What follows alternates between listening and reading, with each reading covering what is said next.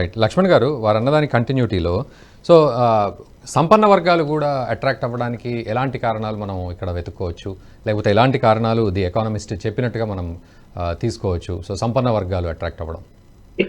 ఇప్పుడు ఎన్ని చెప్పినా కూడా సామాన్య ప్రజల కంటే మేధావి వర్గం కానీ సంపన్న వర్గం కానీ దేశ భద్రత గురించి ఎక్కువ ఆలోచిస్తాయి. ఒక భయం అనేది ఉంటుంది, ఈ దేశం ఏమైపోతుంది, మనకు టెర్రరిజం, పక్కన పాకిస్తాను, చైనా, మరి ఏమో ఫ్యూచర్ లో మనకి ఈ దేశానికి ఎలాంటి పరిస్థితులు వస్తాయి అనేటువంటి భయం ఏదైతే ఉందో ఎక్కువగా సామాన్య ప్రజలకు ఉండదు. అది మేధావి వర్గానికి ఉంటది, పారిశ్రామికవేత్తలకు ఉంటది. ఎందుకంటే వాళ్ళు అనేక దేశాల్లో పెట్టుబడులు పెడుతూ అభివృద్ధి చెందుతూ ఉన్నప్పుడు ఏదైనా డిస్టర్బెన్స్ జరిగి యుద్ధం వస్తే మొత్తం కొలాప్స్ అయిపోతుంది. వాళ్ళ యొక్క ఇండస్ట్రియల్ సిస్టమ్ అంతా కూడా, ఎకానమీ సిస్టమ్ కూడా కొలాప్స్ అవుతుంది. కానీ ఈ దేశానికి భద్రత ఇవ్వగల వ్యక్తి, ఏకైక వ్యక్తి నరేంద్ర మోడీ అనేటువంటి నమ్మకం ఇవాళ కలిగింది. చూశారు కదా పాకిస్తాన్ ఎలా తలొంచుకొని నోరు మూసుకొని కూర్చుందా ఇవాళ. ఇంతకు ముందు ఈ పరిపాలన రాకముందు గత 60 సంవత్సరాలుగా ఎలా పాకిస్తాన్ తోక తిప్పుతూ మనల్ని అనేక ఇబ్బందులు పెడుతూ వచ్చిందో ఇవాళ ఎందుకంటే సైలెంట్ అయిపోయింది టోటల్ గా గత 5 సంవత్సరాలుగా. నిన్న మొన్న అమెరికా జర్మనీలకు కూడా సమాధానం చెప్పిన పరిస్థితి చూసాం మనం కేజ్రీవాల్ అరెస్ట్ విషయంలో. మరి ఇది ఏ విధంగా ఎవరికి సాధ్యమవుతుంది? చివరికి ఆకస్మికంగా పాకిస్తాన్ లో కూడా అడుగుపెట్టి వచ్చాడు.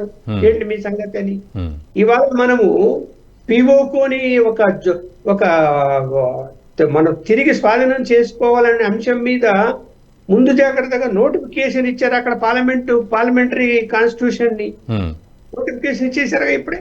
మరి ఏమైనా నోరెత్తింది పాకిస్తాన్, చైనా? కాబట్టి ఇక్కడ ఏంటంటే దేశం అభివృద్ధి చెందాలంటే పరిశ్రమలు రావాలి, వ్యాపారవేత్తలు వ్యాపారం చెయ్యాలి, విదేశీ వ్యాపారం కూడా జరగాలి. ఇవన్నీ కూడా సాఫీగా జరుగుతున్నాయి. ఇవాళ చైనా దిగుమతులు ఎందుకు తగ్గిపోయాయి? మేక్ ఇన్ ఇండియా ఎందుకు సక్సెస్ అయింది? మేక్ ఇన్ ఇండియా సక్సెస్ ఇవాళ చైనా దిగుమతులు గతంతో పోల్చుకుంటే కనీసము 60% తగ్గిపోయాయి, తక్కువ తగ్గిపోలే. కాబట్టి ఇక్కడ ఏంటి, వ్యాపారవేత్తలకి మన దేశం అభివృద్ధి చెందుతూ, మన దేశంలో పరిశ్రమలు పెరుగుతూ, మన దేశ ఎకానమీ పెరుగుతూ పరిశ్రమదారులు కూడా అభివృద్ధి చెందుతున్నారు లాభాల బాటలో. కాబట్టి ఎందుకు వ్యతిరేకిస్తారు వాళ్ళు? వ్యతిరేకించే అవకాశమే లేదు ఇక్కడ. సరే ఇప్పుడు ఆరోపణలు ఎన్నడూ చేసుకోవచ్చు, ఒక అదానీ పెరిగిపోయాడు, ఒక అంబానీ పెరిగిపోయాడు అంటే ఇప్పుడు వాళ్ళు తీసుకున్నటువంటి చొరవ, వాళ్ళు చేస్తున్నటువంటి ఆ పరిశ్రమల స్థాపన, వాళ్ళ యొక్క విస్తరణ, అందులో ఏమైనా నీతి నిజాయితీ లేకుండా ఏమైనా అక్రమాలు జరుగుతున్నాయంటే అది క్వశ్చనబులే, ఎవరు కాదన్నారు. జరుగుతున్నాయా? ఏం జరుగుతున్నాయి? మరి అందుకనే పారిశ్రామికవేత్తలకి భద్రత అనేది ఉంది కాబట్టి ఈ ప్రభుత్వంలో వాళ్ళ యొక్క వ్యాపార సామ్రాజ్యం విస్తరిస్తూ ఉన్నది. సరే ఇప్పుడు ఎంకరేజ్మెంట్ ఎందుకు ఇస్తున్నారు అంటే మనం ఏం చెప్పలేము దానికి.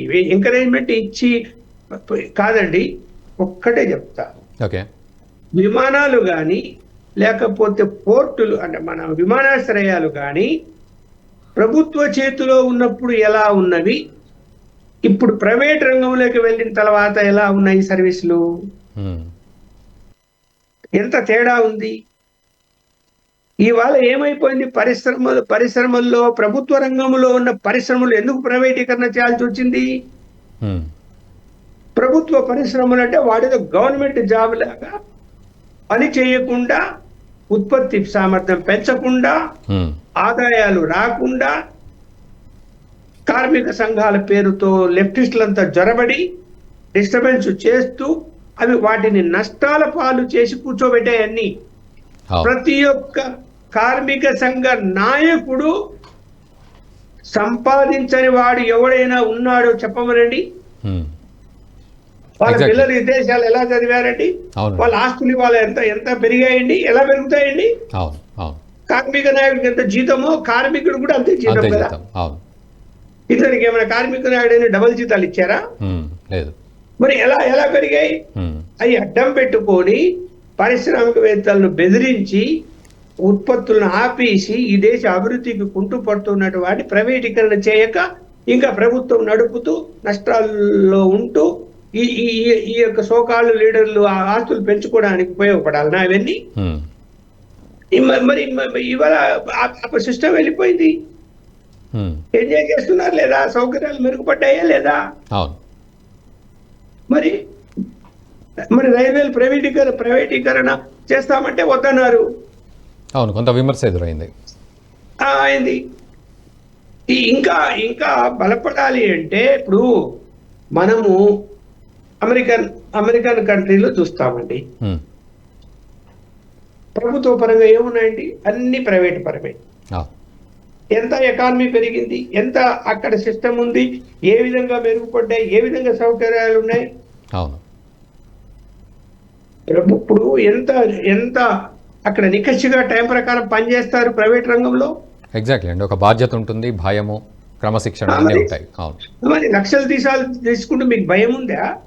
భయం లేదు కదా. ఇవాళ నేను ఒకే ఎగ్జాంపుల్ చెప్తాను. విశాఖపట్నం స్టీల్ ప్లాంట్ గురించి ప్రైవేటీకరణ వద్దంటున్నారు.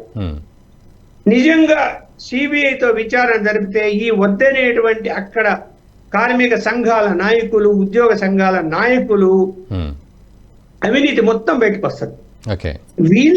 వీళ్ళ భార్యల పేరుతో, వీళ్ళ బంధువుల పేరుతో ఆ విశాఖ స్టీల్ ప్లాంట్కు 1000 రూపాయలు అయ్యే వస్తువులు 2000 రూపాయలకు సప్లై చేస్తున్నారు అక్కడ. మరి ఏమనాలంటే దీన్ని? అవునండి. ఒక్కొక్కటి వేల ఆస్తులు ఏం సంపాదించారు అనుకుంటున్నారు మీరు అక్కడ? సో ఉద్యమాలు చేసే వాళ్ళే. వీటన్నిటిని కట్టడి చేయడం కూడా కొంత ప్రతిపక్షాలకు నొప్పి కలిగించే అంశాలు, లేకపోతే రాజకీయంగా కొంతమందికి నొప్పి కలిగించే అంశాలుగా కూడా ఉంటున్నాయి. మరి అవునండి. ఇప్పుడు 1000 రూపాయలు మార్కెట్ లో దొరికే వస్తువు ప్రైవేటీకరణ జరిగితే వాడు 1000 రూపాయలు కొనుక్కుంటాడా, 2000 కొట్టాడా? వీళ్ళు ప్రభుత్వ పరంగా ఉంటే 2000 కొనుక్కొని ఆ 1000 రూపాయలు అందరూ పంచుకొని తింటారా? అక్కడ ఉండే అధికారులు, ఈ మధ్యవర్తులు. మరి ఇక్కడ ఏ విధంగా ఇప్పుడు నీతి నిజాయితీ అనేది ఉండి ప్రభుత్వ సంస్థలను పట్టగట్టిస్తే అవి బాగా అభివృద్ధి చెందే విధంగా పనిచేస్తే సంతోషం. అవి నష్టాలకి ఎందుకు పోతున్నాయండి? సో ఓవరాల్గా అంటే మీరు అన్న ప్రకారం చూస్తే అన్ని వర్గాల వాళ్లను కూడా కన్సిడర్ చేస్తూ, అటు టెక్నాలజీని వాడుతూ, దేశ భద్రత విషయంలో అండ్ ఆర్థిక అభివృద్ధి విషయంలో, తర్వాత దేశాన్ని ముందుకు తీసుకెళ్లడంలో అన్ని రకాలుగా కూడా ఒక కంప్లీట్నెస్ కనబడుతోంది ప్రధాని మోదీ. ఈ వీడియో మీకు నచ్చినట్టయితే లైక్ చేయండి, 10 మందికి షేర్ చేయండి. అలాగే కామెంట్ల రూపంలో మీ అభిప్రాయాలను మాతో పంచుకోండి. Nationalist hub group of channels ను సబ్స్క్రైబ్ చేసుకుని తెలుగునాట జాతీయవాద జర్నలిజాన్ని ప్రోత్సహించండి. ఈ వీడియో కింద ఉన్న బెల్ ఐకాన్ పై క్లిక్ చేయడం మర్చిపోవద్దు.